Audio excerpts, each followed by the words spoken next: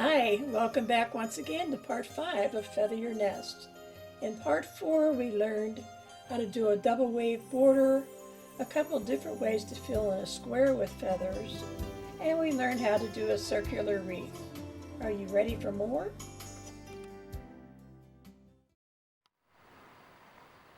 This time I used my stencil and drew a circle on my fabric. If you don't have a stencil, that's okay. Remember, go back to your pots and pans, your leftover containers, your dishes, whatever you have to draw a circle. And it doesn't have to be a particular size. And what I'm going to do in the middle of this circle is draw a spiral. So I'm going to start out with a hook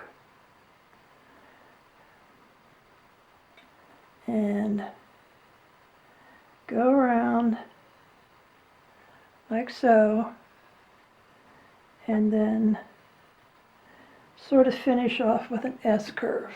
Can you see that? Now, this spiral and this outer ring will act as my fences. Now let's take it to the machine and stitch it out. Now I'm going to start up where I initially did the hook, where I started the hook, and I'm going to do my first feather. Remembering that the hook part and this next part of the spiral are part of my fences. So here's my bird's wing and around. Now, I'm going to continue around this spiral, making sure that I end up on this side of the spiral line and meet the opposite side when I'm stitching.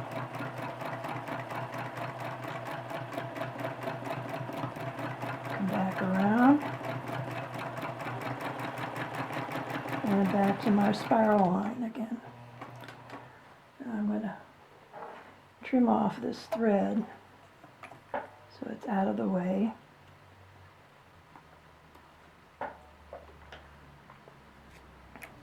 And continue on.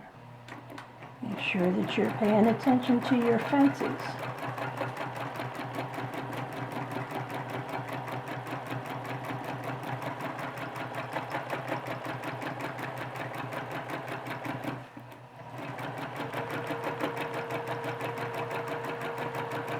This is another great place to remember, if you're not watching your needle, but you're watching where you're going to.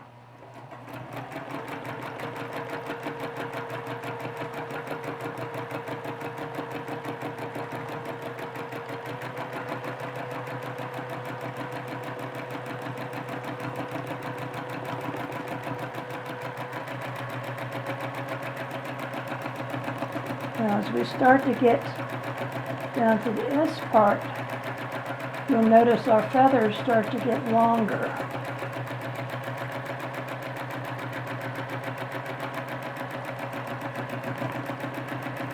So we got to stretch them out to hit our fences. See how much longer that is than these were up here?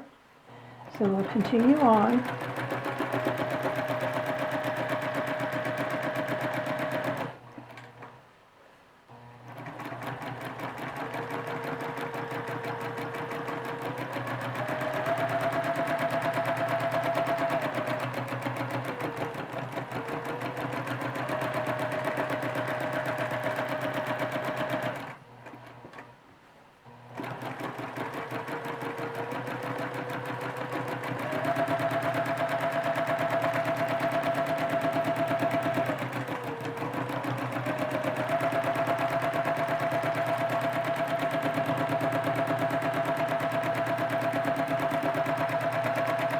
Now you notice how I'm coming down here to say hello to my neighbors, but I'm not going over top of them. or touching them.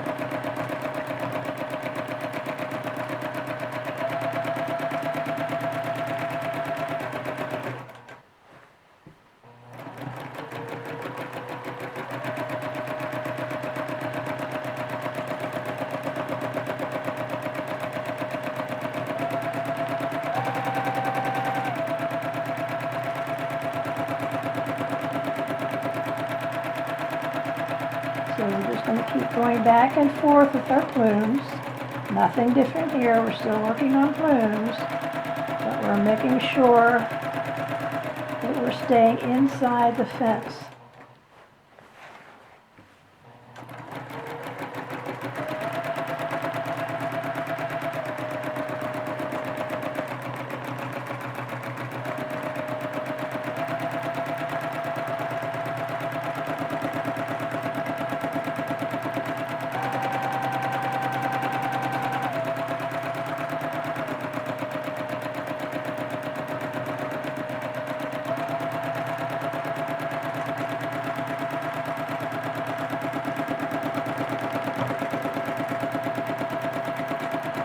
This one, we're going right along the fence line to say hi to everybody.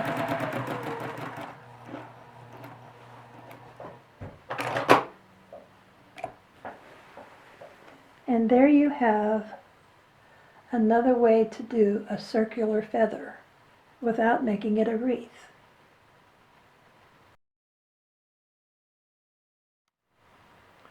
Up till now, we have been doing in this series, or in this particular lesson, all plume shapes. So let's veer off of that for a little while and try something new. This would be good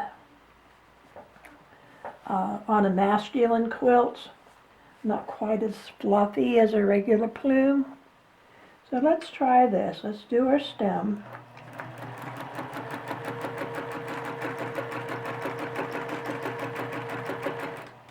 And once again, trim off our thread.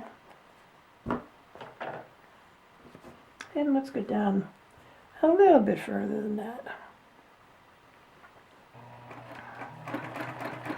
Okay, this feather plume is a series of curves and angles. So let me show you what I mean. We're going to first curve up. Now we're going to do a point, go up, a point, go up, and curve back again. Let me try it on this side, you can see it better. We're going to curve up to a point, back up to a point, back up to another point, and curve back down.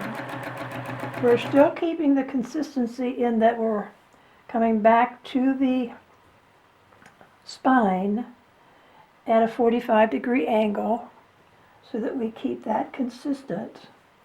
And that again forces us to do the next plume at that same angle. Point, point, point, curve back. Point, point, point, and curve back. Let's keep going. Curve up, point, point, point, curve back, curve up, point, point, point, and curve back.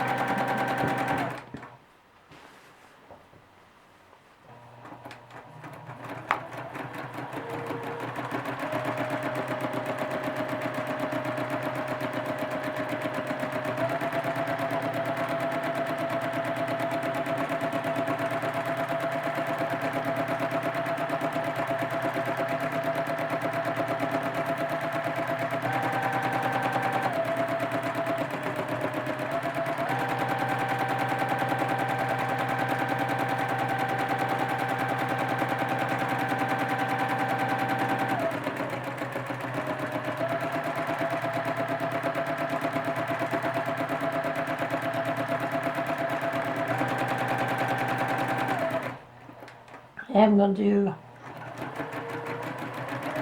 just a point or two at the top.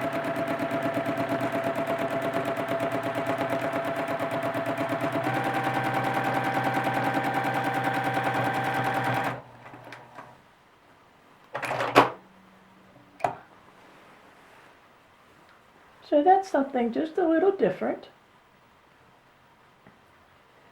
and a little more masculine. There's also another type that we can do similar to that, in that we're keeping the plumes of the feathers more angular.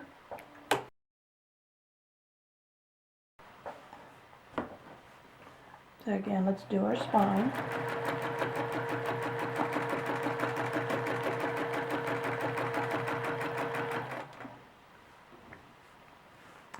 Now this time we're going to do a curve up,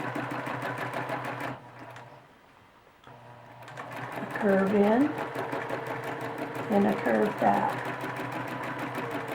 And in the middle, I'm going to echo that.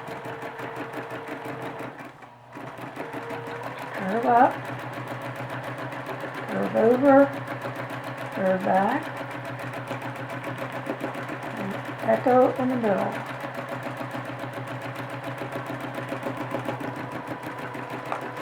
Curve up, curve over, curve back.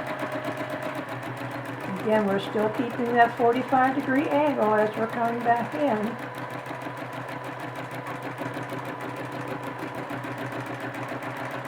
Curve over, curve back.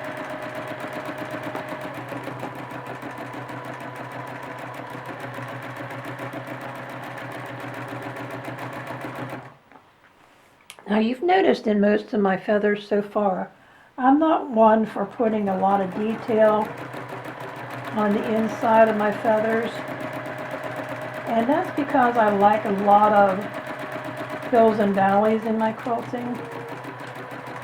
And I really don't like to squish the batting down in my plumes. But sometimes you just feel like doing something a little different, a little extra, and that's what we're doing here. When I first started doing feathers, I felt like I needed to always put something in the middle. And it wasn't until I accidentally forgot to put them in that I realized how much better I like the feathers that way. Because it really gave me a lot of hills and valleys to work with. So ever since that little accidentally forgot, I haven't been doing much in the center of feathers. But I thought it was time to show you some options. And let's cut this tail out of here. And let's go up and put another feather on each side, a little bit shorter one.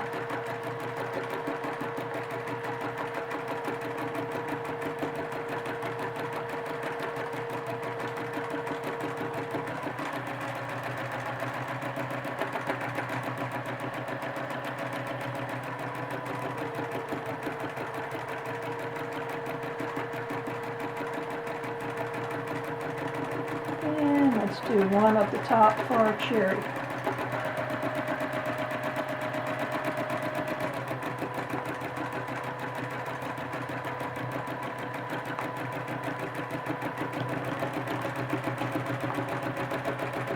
You also notice that usually when I finish up a feather, I come all the way down the stem.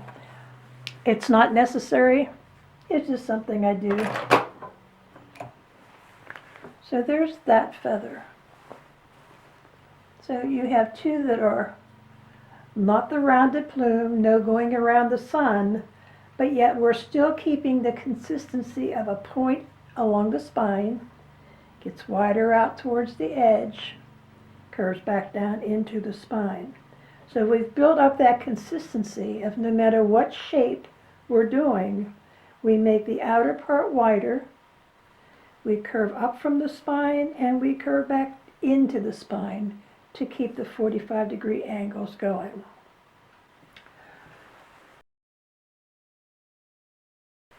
Here's another shape for you. I'm just throwing all kinds of stuff at you today. And I think this will be the last one for this particular lesson. But again, it's not your normal plume. It's something just a little bit different. So we're going to do our curve.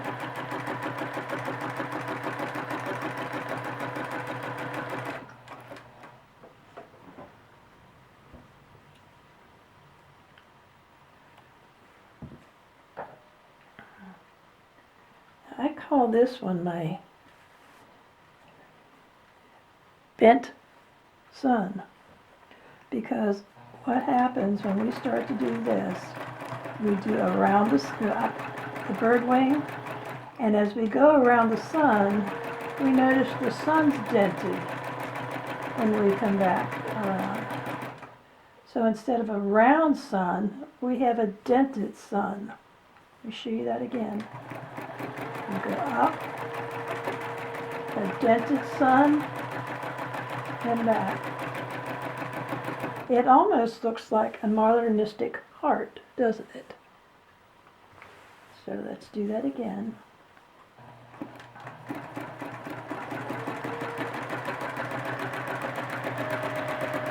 Except the heart doesn't come to a point, it's rounded.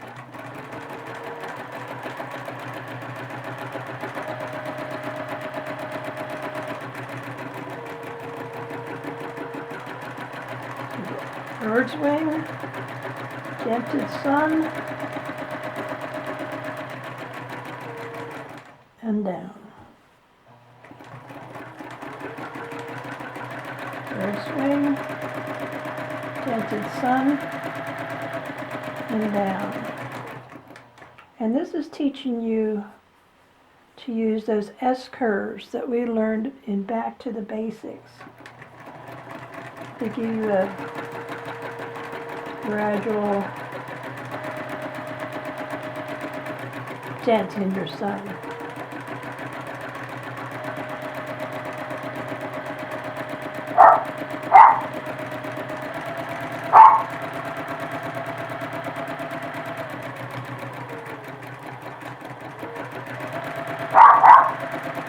Sounds like Shadows sees the mailman. And we'll come back down the spine again.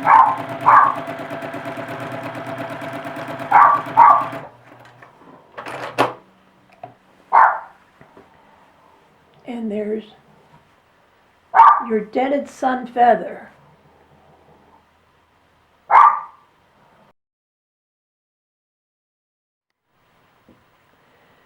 Now I'm going to highlight this last feather we did. I guess I kind of fibbed to you. This isn't the last one when I showed it to you. We're going to do one more. Actually, what we're going to do is just enhance the feather that we just did. So if you look, you can see that I want to stitch in the middle of this, and I'm using a different color thread. But you'll see how the foot is kind of blocking my vision as far as where this line is right back here. You can't see it, can you? So what I do in these cases, this is another tool that I have in my toolbox that I just wanted to make you aware of. For those of you who have never seen it, this is the Clarity Foot. And I get this from Accents in Design. So I like to show these little things to people so that they can see all the little tools that you can get to make life easier for you. This is actually a ruler foot, but it can be used very nicely for free motion work as well. So let me stop, put this foot on so you can see the difference. Now that I have switched out the foot, you can see that there's a lot more clarity. Get it? I'm using this foot in order to do what I'm going to do next. So I'm using a different color thread, and what I want to do is just go in and echo the leaf or the plume that I've already done here.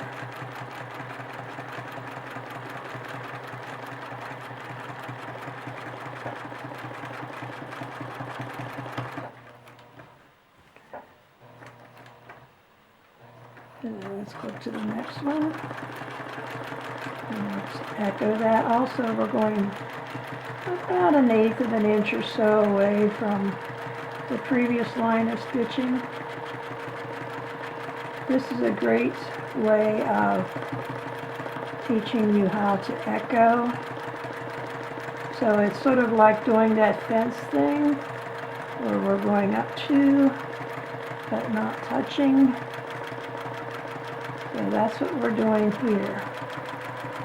Going up to but not touching. So we're going to keep going.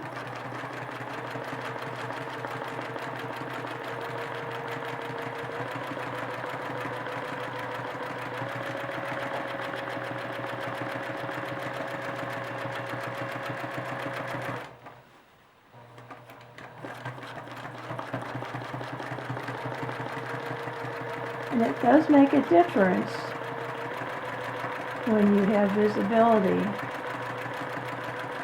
so that you can see what you're trying to do.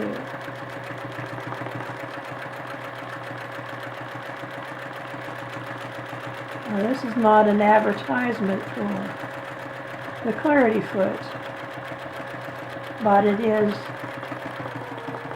just another tool that you can put in your toolbox for free motion quilting when you really need your eyeballs to work better than they do with a foot that's blocking your vision.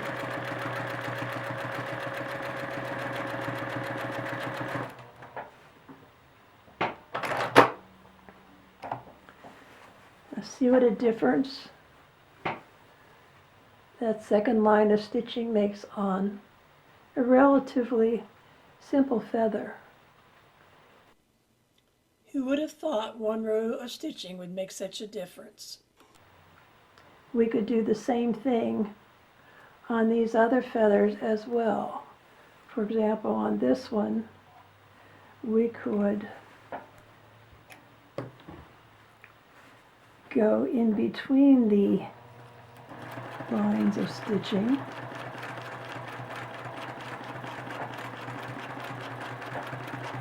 like so.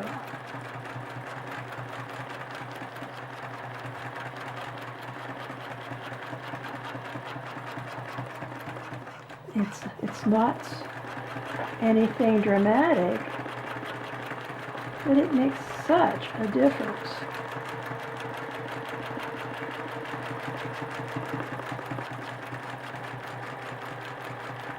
And you can put as many colors in there as you want.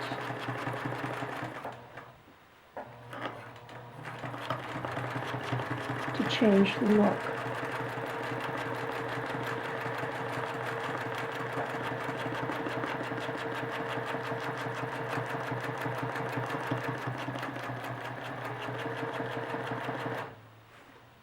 And I just ran out of bobbin thread, so we'll stop there.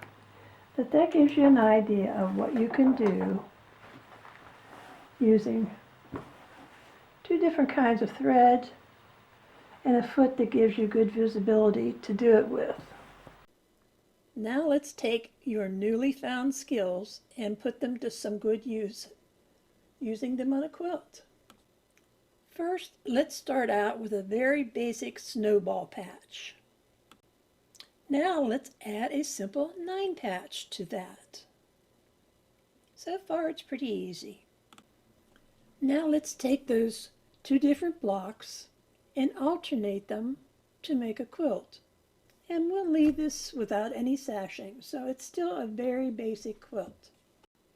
The next step is to reach into our free motion quilting toolbox and pull out from lesson 5 the spiral circle, and from lesson 4 the 4-way square and the double wave border. Now let's put them all together. This is something that we talk about all the time in our group, and occasionally I mention it when making a training video, but it came upon me finally with so many people questioning, what does SITD mean? Which of course means for stitch in the ditch, and those of us who have been quilting for a while know that.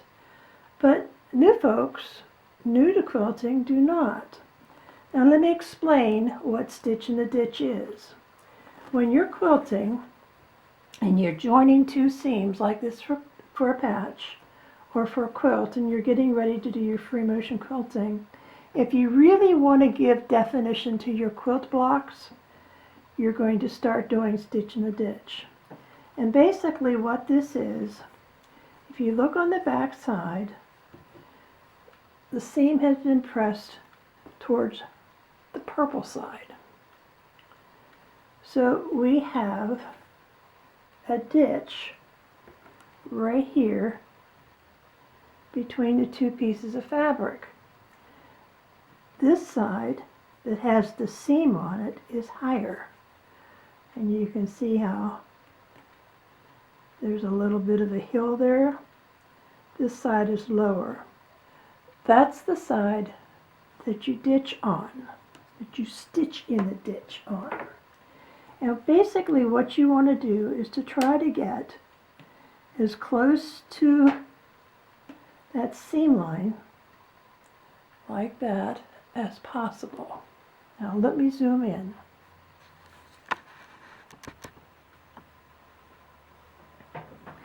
As we're stitching this, we're pulling the 2 fabrics apart. See how when I let go they relax and this becomes more of a hill again? Can you see that? So when you're stitching, you're pulling them apart, stitching right on that seam line. Now listen ladies, this does not have to be a race. And I'm sorry, I forgot you gents also. Take your time. You've gone this far with your quilt. Don't mess it up now. Just take your time. There's no race as to how quickly you do this stitch in the ditch. If you're comfortable going fast, go for it. If you're not, take your time. So now we have our quilt stitched in the ditch, and every one of our additions that we add to this quilt from here on will have this crisp look in our blocks. And as you can see, you can't really see the stitching. You will see it on the back side. And for those of you who feel that stitch in the ditch messes up the design on the back of your quilt, why not try this?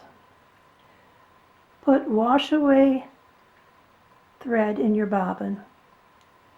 Do the stitch in the ditch to keep everything nice and straight and crisp.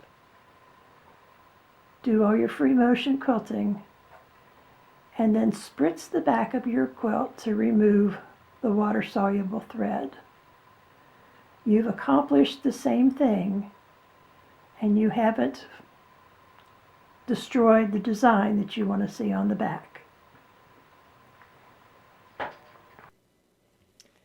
So now that you know what stitch in the ditch is, This is the diagram you would use in order to do that. You will do all the blocks, and you'll go around where the sashing or the border joins the quilt. You'll also do the diagonal pieces on the snowball blocks. And now for the fun part. We're ready to free motion quilt. So let's put the spiral circle in each of the snowball blocks. Next, let's add the 4-way blocks to the light areas of the 9 patch. And last, but certainly not least, let's put the double wave border around the entire quilt to finish it off. As you can see, that simple little quilt is not so simple anymore, either on the front or on the back. Speaking of not so simple, I'm sure I'll be asked, what do you have on your machine? These are my contour decals from Elementz. I'll give the information below. That brings us to the end of Lesson 5. I hope you've enjoyed this, and we'll see what else is in our little toolbox the next time around. See you then. Make sure you post your pictures.